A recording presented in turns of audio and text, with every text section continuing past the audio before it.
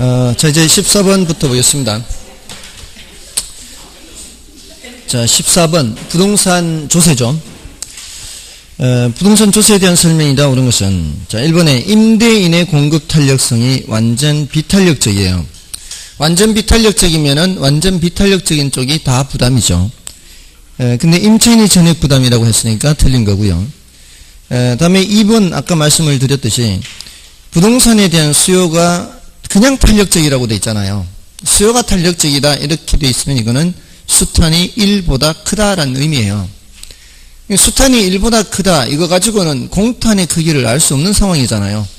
공탄의 크기를 알 수 없는 상황에서는 누가 더 많이 부담한다 뭐 이런 얘기를 할 수가 없다고요. 그래서 2번이 틀린 거고요. 그리고 3번을 많이 말씀드렸잖아요. 여러 번.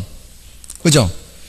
조세부가시 공급 곡선이 비탄력적일수록 수량 변화가 적다 그랬잖아요. 그러면은 사람들에게 미치는 영향이 그만큼 적은 거예요. 이게 수량 변화가 적다는 게. 그래서 자원 배분 왜곡이 적어지는 거죠.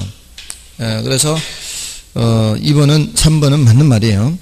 다음에 임대주택 공급의 탄력성이 수요의 탄력성보다 탄력적이면 했어요. 그럼 누가 더 탄력적이라는 얘기예요? 공탄이 더 탄력적이라는 얘기잖아요. 이러면은 이제 얘기를 할 수 있다고요.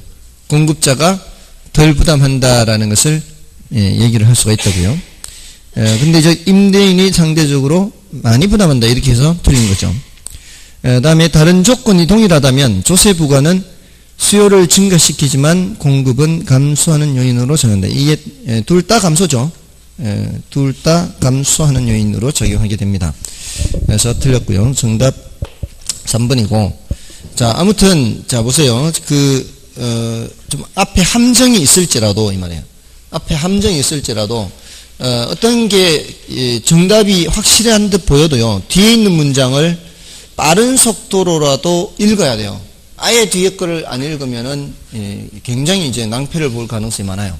그래서 지금 대부분 속도가 아마 느릴 거예요. 완벽하게 돼 있지 않으면은. 저도 마찬가지. 이 속도가 느린 거는 내용이 머릿속에 확실하게 들어와 있지 않기 때문이거든요. 그러면은 어차피 40문제를 다 못 푼다면 차라리 버릴 거는 아예 버려버리고 푸는 문제를 정확하게 푸는 게 더 중요하죠. 그러니까 이렇게 봐서 계산 문제 같은 거 좀 어렵다 싶으면 아예 제껴버리고요. 차라리 할만한 문제를 더 확실하게 푸는 게 더 좋습니다. 그래서 너무 급하게 읽으면은 이거는 전부 다 틀리게 될 가능성이 많죠. 다 제대로 못 읽게 되니까. 그래서 그리고 문장을 읽을 때 키워드를 자꾸 생각해요. 키워드 위주로 봐야 문장을 다 자세히 읽는 게 아니잖아요. 거기에는 핵심되는 어들 있잖아요. 핵심어. 그것들 위주로 읽으면은 속도를 많이 높일 수가 있습니다. 아무튼 이제 15번이고요. 15번에 부동산 수요와 공급의 변화 요인에 관한 다음 설명 중 틀린 것은 1번에 이건 뭐 너무 쉽잖아요. 가격 변화에 따른 공급량 변화는 이거는 점의 이동이지 않습니까? 그래서 1번 틀렸고요. 그 다음에 소비자의 소득 수준이 증가하면 수요는 증가하는 것이 일반적이다. 자, 이게 일반적이다라는 말을 쓴 이유가 뭐겠어요? 열등제가 있을 수 있기 때문에 이런 표현을 쓰는 거죠.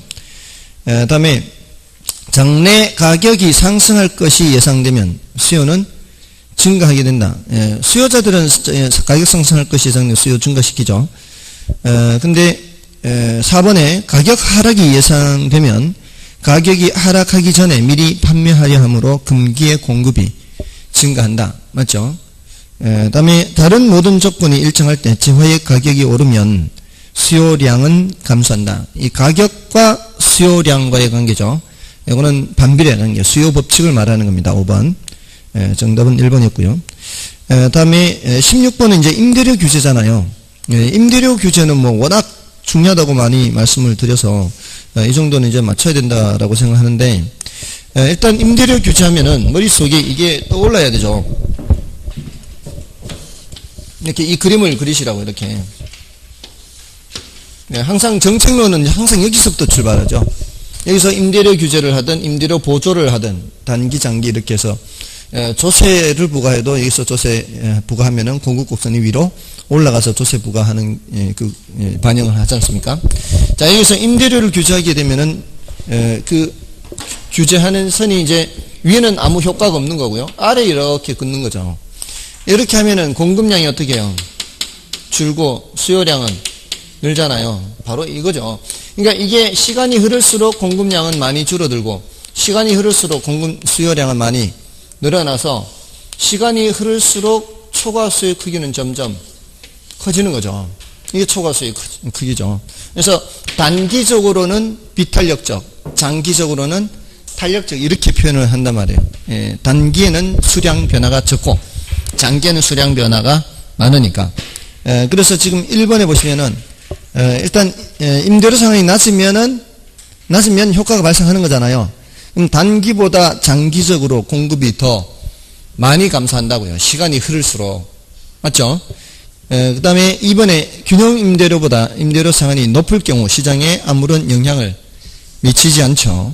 그 다음에 균형 임대료보다 임대료 상한이 낮을 경우 단기보다 장기적으로 수요가 더 많이 증가하는 거죠. 그 다음에 균형 임대료보다 임대료 상한이 낮을 경우 임차인들의 주거 이동이 활발해진다. 이 임차인들의 주거 이동이 활발해지기 위해서는 집을 구하기가 더 쉬워야 돼요. 근데 임대료를 규제하면 절대로 집을 구하기가 더 쉬워질 리가 없습니다. 집을 구하기가 어려워지는 거죠. 공급은 줄어들고 수요는 늘어나니까. 그래서 4번이 틀렸고요. 그 다음에 균형 임대료보다 임대료 상한이 낮을 경우 임대시장에 이중 가격이 발생할 수 있죠. 이거는 이제 임차인들이 웃돈을 얹어주고서라도 집을 얻으려고 합니다. 주택은 요거밖에 없는데 찾는 사람이 이렇게 많잖아요. 그러니까 물건이 나오면 더 웃돈을 얹어주고서라도 그러니까 여기까지 가격을 지불할 가능성이 있다는 얘기죠. 그래서 이중 임대료가 형성이 된다. 이렇게. 다음에 그 밑에 이제 계산 문제는 문제 읽는데 시간이 걸릴 뿐이고요. 사실은 쉬운 문제죠. 지금 A라는 사람과 B라는 사람의 각각의 수요 함수가 어떻게 돼 있어요? 이 사람은 A는 100-4P고 이 사람은 200-P인가요? 그럼 두 개 더 하면 되는 거죠, 그냥. 시장 수요는 그냥 두 개 더 하면 돼요. 거기 괄호 속에 단 이 재화는 민간 제이며 이런 말이 있잖아요. 그거는 이제 출제 오류를 피하기 위한 문장일 뿐이고요. 여기에 요렇게 더하기만 하면 된다 이 말이죠. 더하면은 이제 시장 수요량을 이렇게 QM으로 나타낸다 이렇게 얘기를 하는 거죠. 그러면 이제 암산으로도 되는 거 암산. 300-5P 끝이죠. 두 개 더 하고 두 개 더 하면. 그래서 이건 정답이 3번인가요? 네, 3번이고요. 다음에 18번은 이거 틀렸다면 이거 이제 실수하셨겠죠. 다들 이렇게 실수라고 하는데 사실 그게 실력일 수도 있어요. 실수가 반복되면 그거는 실력이라고 해야 돼요. 그러니까 그거를 줄이기 위해서 애를 써야 돼요. 일단 1번에 개별 자산 간 수익률의 움직임에 대한 변화 방향 및 변화의 강도를 측정하는 지표로서 상관계수가 활용되고 있다. 맞죠?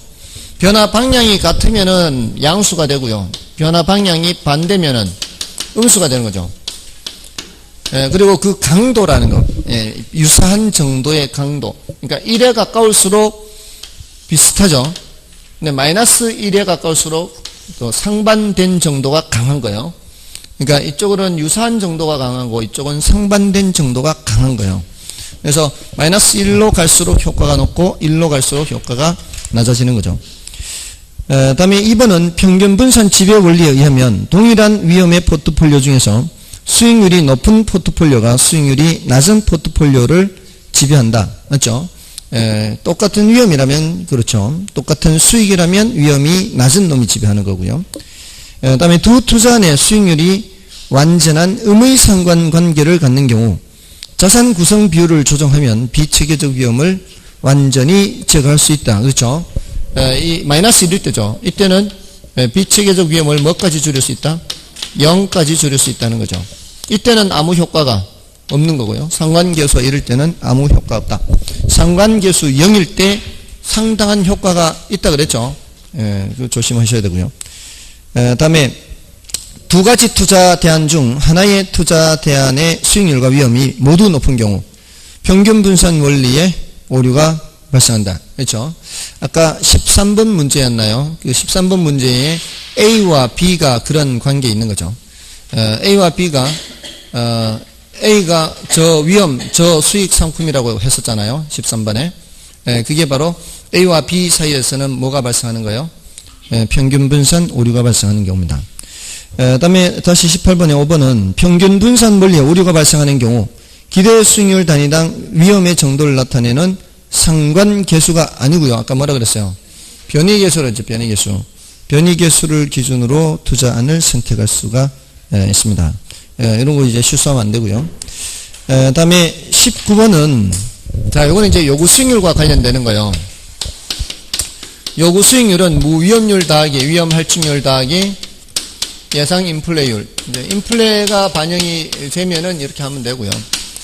근데 우리가 사는 세상은 금융 세상, 우리가 사는 금융 세상에서는 명목 세상에 산다 그랬어요. 실질 세상에 산다 그랬어요. 명목 세상에 산다 그랬죠. 그러니까 우리가 관찰하는 이자율은 다 뭐가 원칙이에요? 명목 이자율이 원칙이에요. 예, 명목 이자율은 실질 이자율에다가 뭘 더하는 거예요? 인플레율을 더하는 거죠. 자, 그래서 사실 특별한 언급이 없으면 다 이걸 말하는 거예요. 이거. 여기 다 반영이 돼 있는 거예요. 그러니까 우리 정기형 금리가 2% 안 된다라고 할 때 그 2% 안에도 뭐가 반영되어 있는 거예요? 인플레가 반영 다 돼 있는 겁니다. 자, 그러니까 그 19번을 보시면은 자본시장에서 이자율이 연 3%로 결정되어 있고 이렇게 되어 있죠. 자, 이 소리는 그게 뭐가 반영이 되어 있다는 뜻이에요. 특별한 언급이 없으면 다 인플레가 반영되어 있다는 뜻이에요. 인플레 언급이 없어도. 그리고 자, 그러면 이제 내가 돈이 있는데 이 돈을 자본시장에 투자를 하면은 1년에 몇 퍼센트 정도는 벌 수 있다는 얘기예요. 3% 정도는 벌 수 있다는 얘기예요. 자본시장에 투자하면. 근데 부동산 투자자들이 부동산의 위험과 유동성 제약에 대해 연 4%의 수익률 프리미엄을 요구한다고 하자 했어요. 자, 이 할증률을 지난번에 뭐라고 한다 그랬어요, 영어로? 이 할증률을 프리미엄이라 한다 안 했나요? 프리미엄. 이게 더 요구하는 거예요. 그러니까 자본시장에 투자하는 것보다 부동산 시장에 투자하면은 유동성도 낮고요. 현금화하기 어려우니까. 그리고 위험도 있어요. 자, 거기에 대해서 4%의 프리미엄을 요구한다면 부동산에 투자하는 투자자들의 요구 수익률이 몇 프로란 얘기예요? 요구 수익률은 7%란 얘기예요. 예, 요거 합쳐서 3%고요. 그 뜻입니다. 요 합쳐서 3%고 여기가 4%고. 그래서 요구 수익률은 7%예요. 그러니까 7%는 돼야 만족할 수 있다 이 뜻이에요. 그런데 우리가 부동산에 투자하면 항상 이득이 몇 가지 이득이 있다고 그랬어요. 자본 이득도 있고 소득 이득도 있다 그러지 않았나요? 이 두 개 합해서 몇 프로는 만족이 돼야 된다고요? 7%가 만족이 돼야 된다 이 뜻이에요. 자, 그런데 자, 그 두 번째 문장이 세금을 전혀 고려하지 않을 때 매년 2%씩 가격이 상승하는 부동산이라고 했어요. 예, 자본이득이 2%씩 발생하고 있다면 소득이득에서는 몇 퍼센트 이상이 돼야 돼요? 5% 이상이 돼야 7%를 만족할 수 있겠죠. 예, 그래서 정답은 5%가 되는 거죠. 사실 이런 거는 개념을 알게 되면은 아주 간단한 문제예요. 예, 다음에 20번도 쉬운 문제죠. 20번은 순영업 소득을 계산하는 거잖아요. 순영업 소득 계산은 대체로 쉽잖아요. 여기 이제 가유순 하는 거 아니에요. 가유순. 순까지만 오면 되잖아요. 자, 여기서 건축 면적이 2000이고요. 근데 이게 연면적 2000인데 이만큼을 다 임대할 수 있는 게 아니라 유효 임대 면적 비율이 80%면은 여기 이제 곱하기 0.8 해야 요만큼이 이제 임대할 수 있는 면적이에요. 이게 다 100% 임대됐을 때 가능 총소득 아니에요. 그러면은 제곱미터당 6,000원을 곱해야 되고요. 여기 가능 총소득이에요. 그 다음에 이제 유효로 내려오려면 뭐를 반영을 해야 돼요? 공실이나 기타 소득을 반영해야 되는데 기타 소득은 언급이 없으니까 공실률만 고려하면 되죠. 이게 이제 10%를 공실률 고려하라는 얘기는 곱하기 0.9를 하라는 얘기하고 같죠.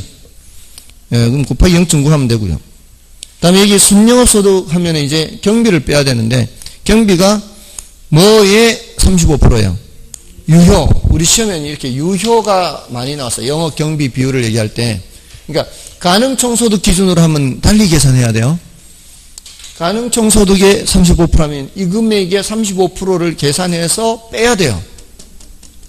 근데 유효총소득의 몇 퍼센트 하면은 바로 여기다 뭘 곱하면 돼요? 0.65를 곱하면 돼요. 그러니까 훨씬 쉬워요. 유효총소득을 기준으로 할 때 문제도 또 쉽습니다. 이거 곱하기 하면 되는 거죠. 이거 곱하기 하면 2 곱하기 65 하면은 130, 13이죠. 13 곱하기 8 곱하기 6 곱하기 9 6, 9, 5, 14 4, 8, 2, 32 2, 3은 6 끝이 6이죠. 전부 다 6이네. 이러면 다 해야죠 이제. 이러면 다 해야 돼. 왜 여긴 다 6으로 해놨을까 제가. 아무튼 이 끝자리만 알고 싶으면 이렇게 하면 돼요. 그냥 이 5를 제일 먼저 없애는 게 요령이에요. 5는 짝수하고 곱하면 항상 5는 없어져 버리니까 13이 돼버리죠. 13 곱하기 8 곱하기 6 곱하기 9 이렇게 하면은 아마 5, 6, 1, 6 나올 거예요. 그죠? 배열 순서만 맞으면 되는 거니까. 이거 동그라미 다 두드릴 필요 없다 이 말이에요. 그죠? 그렇게 하시면 돼요. 곱으로만 돼 있을 때는, 곱이나 나누기로만 돼 있을 때는 0점 몇 0 두드릴 필요 없이 그냥 숫자로만 계산하면 다 돼요. 자, 아무튼 정답은 2번이고요. 다음 이제 21번은 좀 난이도가 높죠. 조금 이제 높은 내용이 있고, 자, 여기서도 아마 함정에 폭 빠졌을 가능성이 많아요. 일단 1번 내부 수익률. 자, 요거나 5번 지문을 틀리면 안 되죠. 내부 수익률이란 투자에 대한 현금 유입의 현재 가치와 현금 유출의 현재 가치를 같도록 하는 할인율. 맞나요? 이게 내부 수익률의 뜻이 뭐예요? 물으면은 수년가가 0이 되게 하는 할인율, 수익성 지수가 1이 되게 하는 할인율, 유입현가와 유출현가가 같도록 하는 할인율, 이렇게 대답해야 되잖아요. 맞나요? 자, 이렇게 해서 1번과 5번은 맞는 말이에요. 근데 이번엔 내부 수익률은 복수의 해가 산정될 수 있으며 이 경우 그 투자안은 투자 타당성 여부를 판단하기 곤란할 수 있다. 자, 이거 맞는 말이에요. 이게 복수의 해 문제가 아직 실전에서는 한 번도 언급되지 않았는데 이게 내부 수익률하고 요구 수익률하고 비교해서 이게 크거나 같으면 채택하는 거 아니에요. 근데 똑같은 시기인데 같은 시기에서 내부 수익률이 계산이 두 개가 됐을 때 하나는 0.15 하나는 0.05 근데 투자자의 요구 수익률은 0.1이에요. 같은 시기인데 이렇게 두 개가 나온 거죠. 이럴 때는 0.15라면은 채택을 하는 것이고 0.05라면은 기각을 해야 돼요. 근데 똑같은 시기에서 두 개가 나왔어요. 해가. 그러면 얘를 믿어야 될지 판단을 못하는 거죠. 이게 바로 내부 수익률법의 치명적인 단점이에요. 이게 복수해의 문제예요. 그래서 이게 이런 이제 문제가 있고요. 그래서 2번은 맞는 말이에요. 그러니까 2번은 어렵죠, 지금 표현이. 앞에 거는 맞아요. 앞에 거는 이제 쉽게 판단할 수 있을 거예요. 이 복수의 문제가 있다고 여러 번 얘기를 했으니까. 근데 그럴 때에는 그 콤마 뒷부분 이 경우 그 투자 타당성 여부를 판단하기 곤란할 수 있습니다. 다음에 이제 3번에 적용되는 할인율이 커짐에 따라, 자, 적용되는 할인율이 커진다는 게 뭔 뜻이에요? 많이 할인한다는 얘기죠. 많이 할인하면은 현재 가치가 어떻게 돼요? 점점 작아지게 되죠. 자, 작아지게 되는데 유입현가와 유출현가가 0이 되게 하는 할인율이 내부 수익률이다. 아까 뭐가 0이 되도록 하는 거라 그랬어요? 순현가가 0이 되도록 하는 거지 얘네들은 같도록 하는 거예요. 유의평가와 유출평가가 같도록 하는 할인율이 내부 수익률이지 요 둘 다 0이 되게 하는 건 아니다 이 말이에요. 속았죠? 혹시 안 속으셨어요? 이런 대목에서는 좀 속아 주셔야 돼요. 왜냐하면은 다른 게 다 쉬운데 좀 어려운 거는 또 틀려주고 어려운 거 틀리고 쉬운 거 틀리고 다 틀리면은 안 되잖아요. 다 맞춰도 또 좀 출제한 사람이 면목이 없잖아요. 그러니까 여러분 좀 틀려주셔야지. 자, 아무튼 3번 틀렸고요. 근데 3번을 안 찍었으면 뭘 찍었대요? 2번이나 4번 찍었겠죠. 1번, 5번은 찍을 리가 없을 거고. 그래서 4번은 보세요. 4번. 자, 4번은 지난번에 이거 말씀드렸단 말이에요. 이 똑같은 1억이 투자가 되더라도 1억이 나가는데 A와 B가 각각 6개월 뒤에 7천만 원 들어오는 거 하고요. 여기 5천만 원 들어오는 거 하고 여기 5천만 원, 여기 7천만 원. 어떤 게 더 좋은 거라 그랬어요? A가 더 좋은 거라 그랬죠. 근데 이게 회계적으로 얘기할 때는 1년을 회계기간으로 봐요. 회계기간 1년. 그럼 1년으로 보면은 이게 이렇게 들어와요. 이렇게. 들어오는 돈이 이렇게 이제 들어온단 말이에요. 그러면 1년 동안 1억 2천 들어오는 건 똑같거든요. 그러면 회계적 이익률이라고 할 때는 똑같이 몇 프로예요? 똑같이 20%예요. 이것도 20%. 회계적 이익률이 똑같이 20%예요. 그러면 얘는 화폐 시가가치를 고려하기 때문에 고려하지 않기 때문에 같은 거예요. 근데 화폐 시가가치를 고려한다는 거는 이자 따지는 거예요. 이자. 이거 2천만 원 6개월 먼저 들어온 거 이자 따지면 이게 더 좋잖아요. 이건 뭘 고려하는 거예요? 화폐 시간가치를 고려하는 거라고요. 고려할 때는 누가 더 좋은 거예요? A가 더 좋은 거죠. 그러면 순순히 하는 거는 화폐 시간가치 고려하는 거예요. 그렇지 않아요? 고려하는 거죠. 그러면 A와 B의 순형가 따지면 누가 더 크단 말이에요? A가 더 크다는 얘기 아닌가요? 이 순순에 따지면 다 누가 더 큰 거예요? A가 더 큰 거예요. A가. 그 소리는 초기에 현금 유입이 많은 게 더 크다고 이게. 초기에 현금 유입이 많은 게. 후기에 현금 유입이 많은 거는 더 낫다고요. 맞나요? 그래서 지금 그게 지금 후기에 사업기간 초기에 현금 유입이 많은 대안보다 후기에 현금 유입이 많은 대안의 내부 수익률이 낮다 이렇게 되는 거죠. 됐나요? 그래서 정답은 3번이고요. 자, 다음은 이제 22번인데 자, 22번은 자신의 주택을 담보하여 노후 생활자금을 연금 형태로 지급받는 역연금 저당으로 생활자금을 대출받고자 한다. 자, 이게 역저당 하는 거죠. 주택연금입니다. 만약 10년 후 예상되는 주택 처분 가격을 기준으로 대출받을 수 있는 저당 대부액이 3억 원, 저당 기간이 10년, 이자율이 연 12%라면 매월 일정하게 얼마씩을 지급받게 되겠는가? 이렇게 얼마씩을. 그게 지금 3억이 언제적 3억이에요? 10년 후 예상되는 주택 처분 가격을 기준으로 대출받을 수 있는 저당 대부액입니다. 지난번에 말씀드렸나요? 한국주택금융공사에 들어가면 이거 금액 나온다고. 그 금액을 계산할 때 어떻게 하는가 하면은, 이제 그게는 다 이제, 계산식이 입력이 다 돼 있으니까, 우리가 그냥 지금 현재 집값을 집어넣으면 다 나와요. 현재 집값을 집어넣으면 다 나오도록 이미 계산식이 다 돼 있어요. 그 계산을 식을 만들 때 어떻게 하는가 하면은, 지금 현재 집값이 얼마 있으면은, 이것이 이때 얼마가 될지를 먼저 예측을 해야 돼요. 매년 몇 %씩 가격이 올라가는 것을 정했어요. 그래서 처음에는 이게 높았거든요. 처음에 이거 가입한 사람은 혜택을 많이 봤어요. 왜냐하면은 주택 가격이 연 3%씩 올라간다고 했었거든요. 예전에.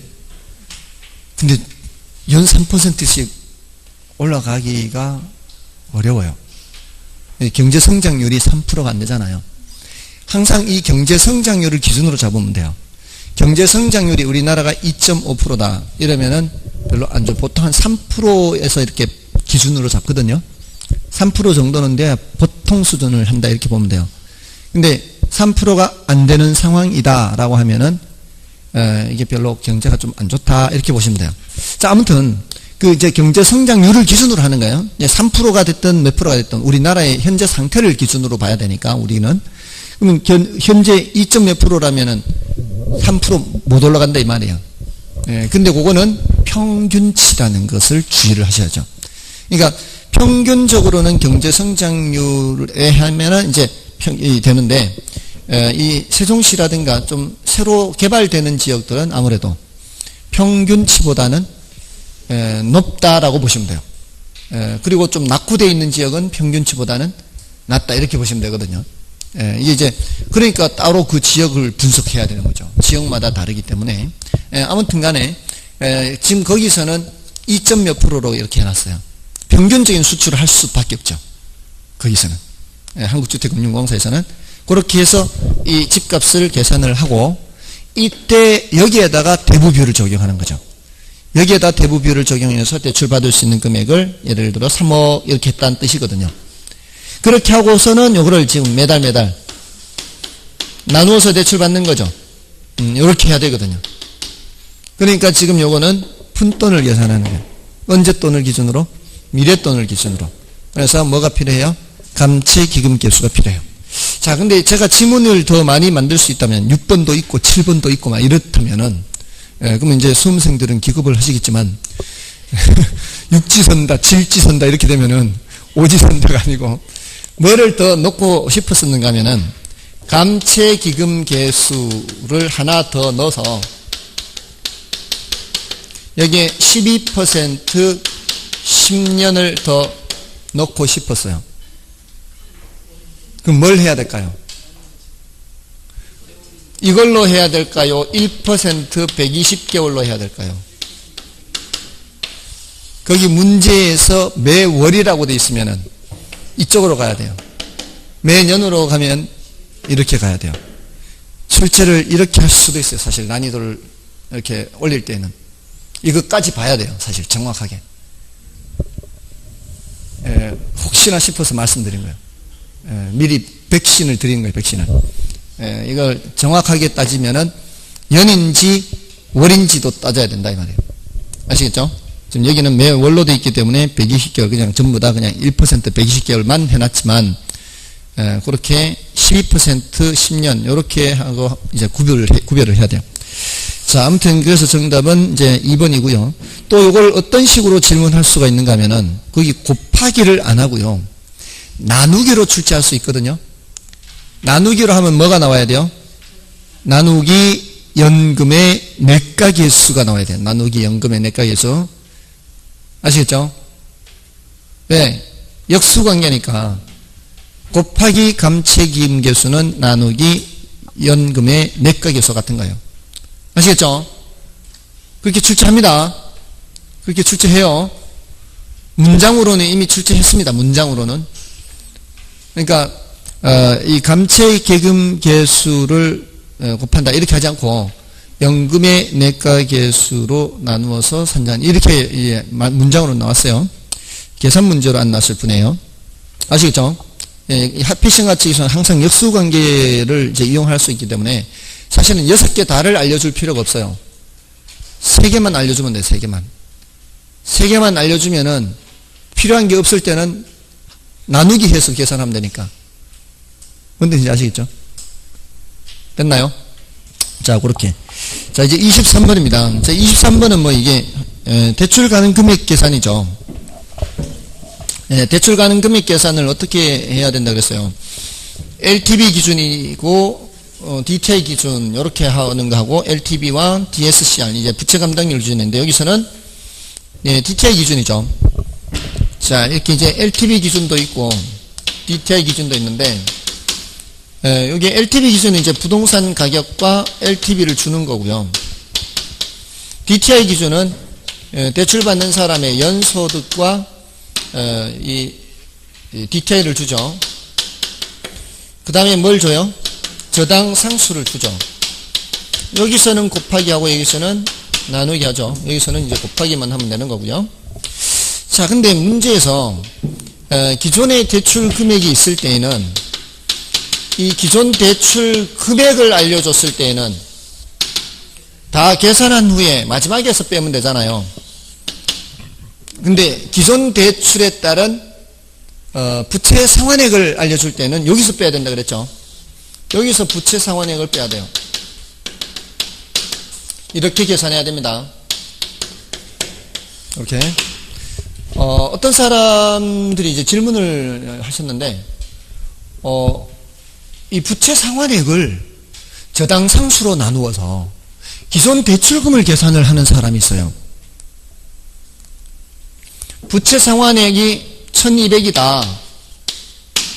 부채 상환액이 1200이다. 이걸 0.08로 나누면 저당 상수 0.08로 나누면 이게 1억 5천이 나오거든요. 그러면서 이제 속으로 이렇게 생각하는, 기존 대출금이 1억 5천만 원이네. 이렇게 해서 1억 5천만 원을 빼거든요. 이러면은 틀려요. 왜 틀리는가 하면은 지금 여기에서 도 빼게 되거든요. 이 기존 대출금은 이쪽 중에 작은 쪽 기준으로 빼잖아요. 근데 여기 이 1200만 원 여기에 해당 사항이 아닐 수가 있어요. 이거는 주택이건 주택 가격의 몇 프로까지 대출해 주는 거잖아요. 근데 이 대출받은 돈은 주택담보대출이라는 얘기가 없어요. 토지를 담보로 사업자금 대출받았을 수도 있고, 상가를 담보로 사업자금 대출받을 수도 있고, 이런 상황이거든요. 근데 이제 이 DTI 규제를 하는 취지가 뭐예요? 이 사람이 무엇을 담보로 대출을 받았든 간에 이 사람이 지금 연소득이 얼마 있는 상황에서 이미 부채 상환을 얼마 하고 있다면은 이 사람의 소득 수준으로는 추가적으로 대출해 주기는 어렵다. 이런 의미에서, 이런 취지에서 제한을 하는 것이기 때문에 기존의 대출을 이 주택담보대출이라는 전제 조건이 없기 때문에 여기서만 계산해야 돼요. 여기서만. 이쪽에서 계산하면 안 돼요. 그래서 여기서 빼야 돼요. 여기서. 그리고 실제로 시중에 교재 중에 이렇게 잘못 푼 게 있어요. 교재 중에. 잘못 계산한 게 있어요. 그렇게 계산하면 안 되는데. 아무튼 여기서만 빼야 돼요. 여기서만. 그래서 나누기를 해야 돼요. 그래서 오늘 문제는 여기 있는 거잖아요. 사업자금 대출형은 1200. 그래서 여기 있는 거예요. 그래서 지금 주택 가격이 얼마고요? 6억인가요? 여기가 6억이고 여기는 60%인가요?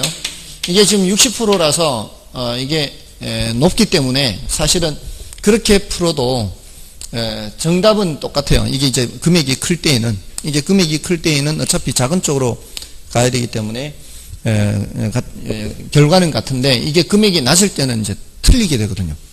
여기 금액이 낮을 때는. 자, 아무튼 여기는 이제 3억 6천이 나오고요. 다음에 연소득이 얼마예요? 7천만 원이고 여기가 40%면은 2,800이죠.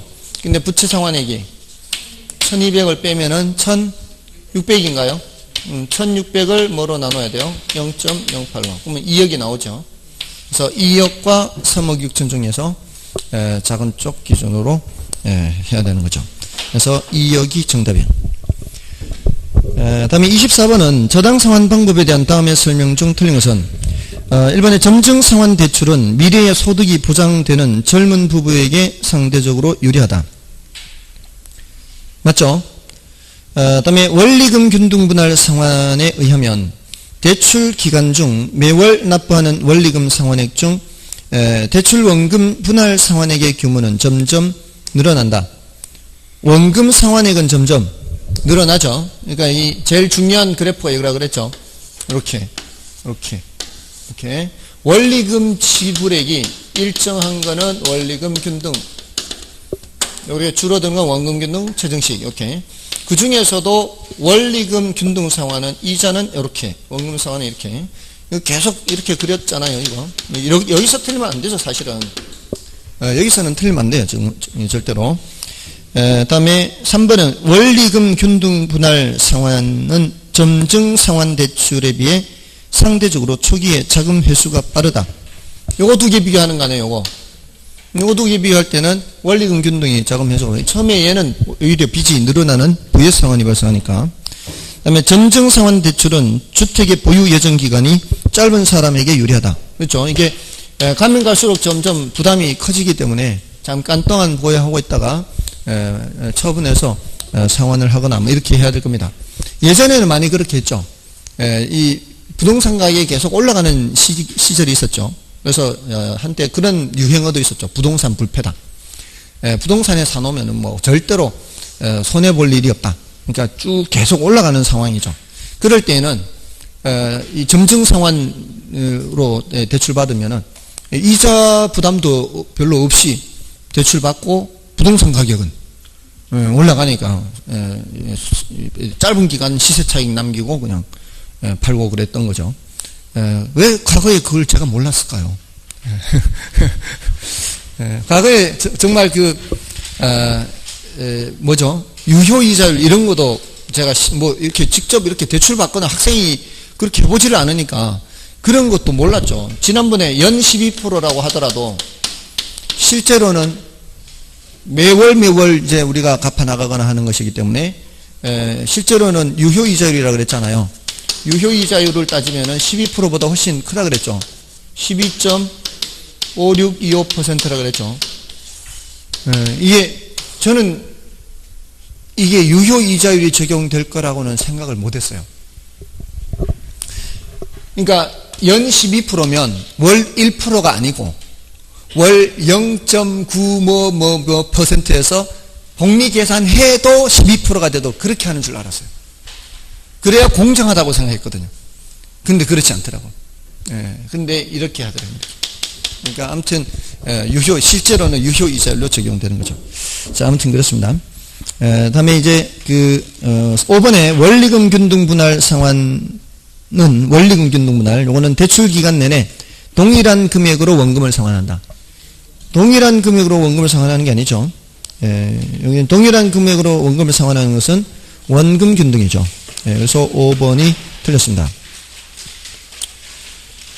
다음은 자 25번 비율분석법이죠.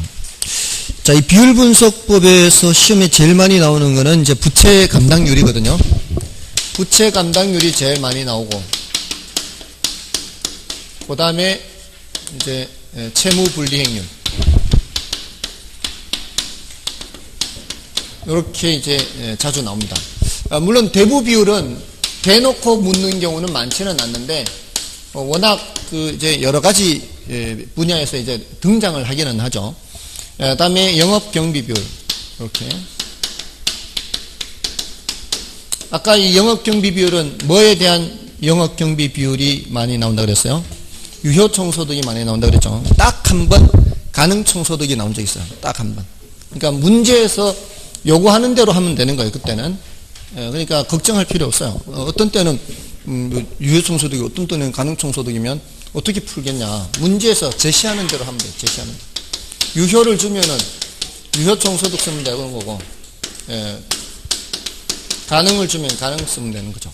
이게 영업경비 비율이고요. 그 다음에 대부 비율은 남의 거 비율이라 그랬죠.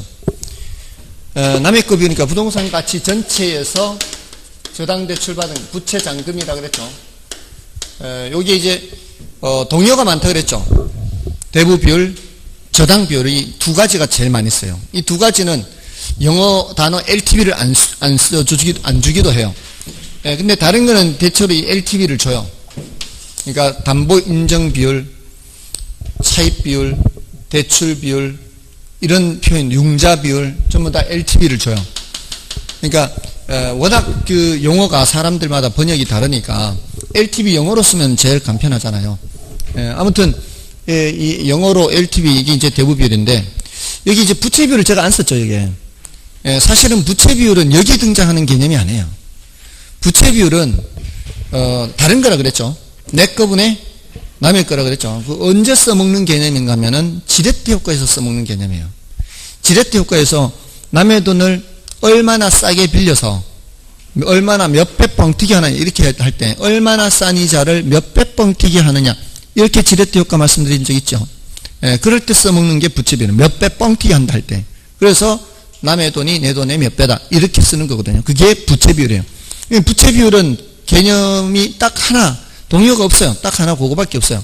근데 대부 비율은 이렇게 동의어가 많기 때문에 웬만하면 그냥 대부 비율이라고 생각하면 되는 거죠. 다 외울 필요가 없이. 그렇잖아요. 워낙 많은 게 다 외우기도 쉽지 않잖아요. 그러니까 돈을 빌렸다는 뉘앙스가 있으면은 전부 다 일단 대부 비율로 가시라고요. 예, 그럼 부채 비율은 따로 기억해야 되는 거죠.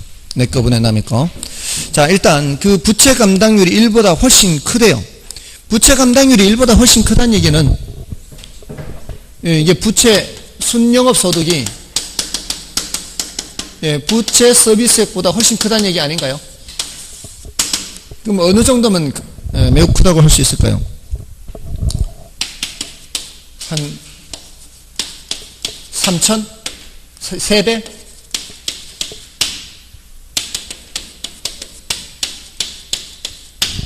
세 배 정도면은 굉장히 크다고 볼 수 있습니다. 순영업 소득이 9천인데 이 부채 서비스이 3천이면 세전은 6천이 되겠죠. 맞나요? 이 순영업 소득 9천은 총투자액이 번 거예요? 지분투자액이 번 거예요? 저당투자액이 번 거예요? 이거는 총투자액이 번 거죠. 그러니까 총투자액 10억이 투자됐는데 그 중에 자 그러면 남의 돈 사용 비율이 그 두 번째 표현이 뭐예요? 부채 감당률이 1보다 훨씬 큰 경우에 대부 비율이 매우 높대요. 대부 비율이 매우 높다는 건 남의 돈이 많이 있다는 얘기죠. 그러면 한 70%면은 많다고 볼 수 있을까요? 그럼 내 돈이 3억, 남의 돈이 7억이요. 자, 대부 비율 굉장히 높아요. 이런 경우에 자, 10억으로 번 돈을 10억으로 번 9천을 3천 주고 남는 게 6천이거든요. 3천은 누구한테 주는 거예요? 요 7억 빌려온 은행에 주는 거죠. 그럼 요 6천은 누구한테 떨어지는 몫이에요? 요 3억한테 떨어지는 몫이죠. 7억한테는 3천을 갖다 주는데 3억한테는 6천이 떨어지고 있어요. 엄청난 지렛대 효과 아닌가요? 네, 이런 상황이 될 수 있다고요. 그러니까 그 부채 감당률이 1보다 훨씬 크고 대부 비율이 매우 높다면 정의 지렛대 효과가 매우 크게 나타나는 거죠. 그래서 1번이 바로 옳은 편이에요. 다음에 영업경비 비율은 영업경비를 부동산 가치로 나누기 계산하나요? 유효청소득 뭐 이렇게 하죠. 또는 뭐 가능청소득 이렇게 이제 문제에서 제시한 대로 하면 되고요. 그다음에 동일한 투자 아니라면 비율의 종류에 관계없이 동일한 결과가 나타난다는 장점이 있다. 그렇지가 않죠. 뭐 비율에 따라 달라질 수가 있는 거죠. 그다음에 총자산 회전율은 순영업소득을 부동산 가치로 나누나요? 순영업소득을 부동산 가치로 나누는 게 아니라 총소득이죠. 총소득을 부동산 가치로 나눠야 되죠. 이 총자산 회전율은 비율분석법에서 설명합니다. 그 뭐 수익률법에서도 할 수도 있지만 여기서도 하고요. 그다음에 부채 감당률이 1보다 작다는 것은 순영업소득이 부채 서비스액을 감당할 수 있다 없다? 없다는 거죠. 그래서 틀렸습니다. 아무튼 그렇고요. 지금 조는 거 아니죠? 분위기가 약간 조는 듯한 분위기가 느껴져요. 여러분들은 거기 무슨 그 결혼 기념일이라든가 무슨 이런 거 챙기시나요?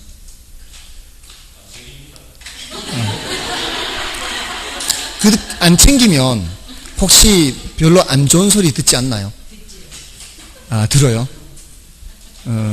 근데 결혼은 혼자 했나요?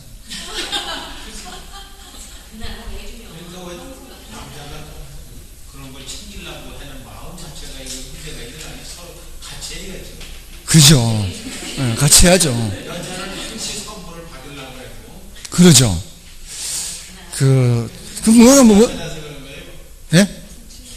뭔가 좀 이렇게 같이 해야 되잖아요. 뭘 하면은.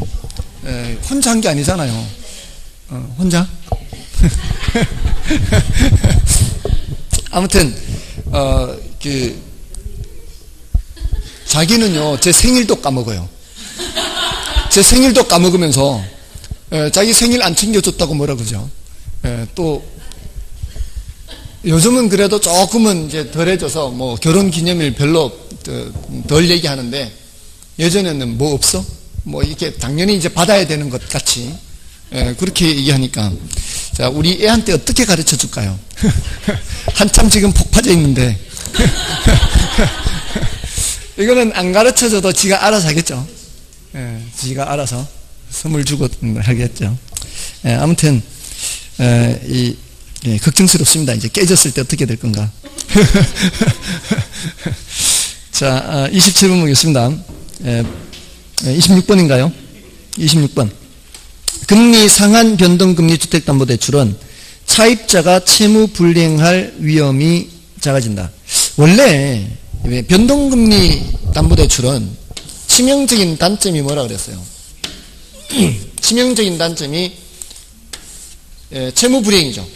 특히 금리가 올라가는 시기에 금리가 올라가면은 대출금, 예금금리를 올리면 대출금리도 올려줘야 되거든요. 이게 채무 불이행 위험이 치명적인 단점인데 여기에다 뭐를 정하겠다는 얘기예요. 상한을 정하겠다는 얘기죠. 상한을 정하면 그만큼 채무 불이행 위험이 줄어드는 거죠. 대신 이러면은 누가 불리한 거예요?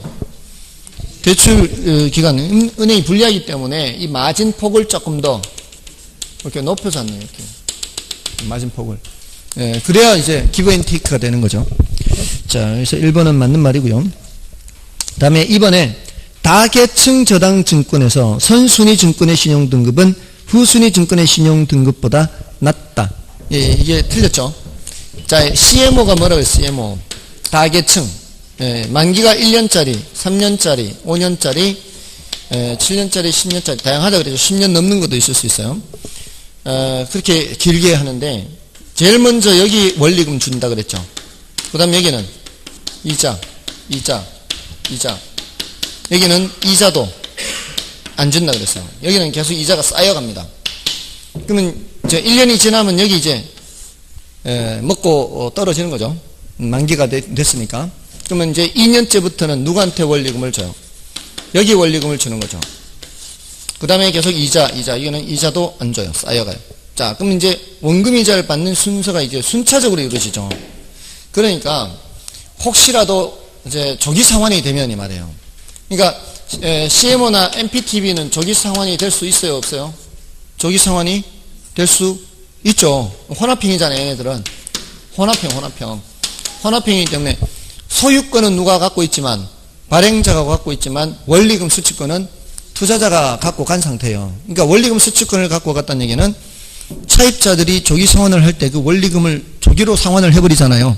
그럼 그 조기로 상환하는 원리금을 다 받아서 종료가 돼야 된다는 뜻이거든요. 그 종료가 될 때 누가 먼저 종료되는 거예요? 여기 앞선 사람들이 먼저 종료가 돼요. 그러니까 그런 측면에서는 얘네들은 조기 상환 위험에는 노출될 수가 있어요. 그렇지만 절대로 이 사람들이 웬만해가지고는 채무 불이행되지는 않는 거죠. 왜냐하면 혹시라도 돈이 모자라더라도 누구 먼저 줘야 돼요? 여기 먼저 줘야 돼요. 여기 먼저 주고 나중에 이거 갖고 있는 사람은 못 받을 수 있어요.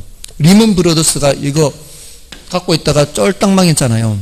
리먼 브러더스 10년 전에 리먼 브러더스 파산했잖아요. 서브프라임 모기지 때문에 리먼 이것 때문에 파산한 거예요. 그러니까 이 손실을 보면 그나마 이 사람들은 어느 정도는 자금이 회수가 되는 거죠. 그러니까 이거는 뭐하고 똑같은 거예요. 우리 저당권 설정할 때 등기부에 1저당, 2저당, 3저당 이거 하고 똑같아요. 그러니까 신용등급이 뭐가 높겠어요, 당연히. 이게 앞에 있는 것이 신용등급이 당연히 높은 거죠. 그러니까 신용등급이라는 게 꼭 사람한테만 매기는 거 아니에요. 국가 신용등급도 있고 기업도 신용등급이 있고 개인도 있고 이런 채권도 신용등급이 있고 다 신용등급이 있어요. 이런 것들 신용등급 다 매기게 돼 있어요. 자, 아무튼 2번이 틀렸고요. 그 다음에 주택저당채권 담보부 채권의 발행자 MBB잖아요. MBB 발행자는 대출금의 조기 상환에 따른 위험을 부담한다. 발행자가 모든 것을 다 갖고 있잖아요. MBB는. 그러니까 권리 위험 다 갖고 있으니까 맞고요. 다음에 4번에 다른 조건이 동일할 때 변동금리 주택담보대출의 조정주기가 짧을수록 금리 변동 위험을 차입자가 더 많이 부담하게 된다. 이게 짧으면 짧을수록 그만큼 더 자주 금리 변동 위험을 증가시킬 수가 있죠. 그래서 차입자가 더 많이 부담하게 되고요. 그다음에 한국주택금융공사는 장기 모기지론에 소요되는 자금을 주로 주택저당채권 담보부채권과 주택저당증권, 그러니까 MBB 또는 MBS로 해석이 될 수 있죠. 번역이. 그렇게 발행을 통해서 조달하고 있다. 옳은 표현이라고 볼 수 있습니다. 다음은 이제 27번 부동산 투자회사법 내용을 좀 쉬고 하겠습니다.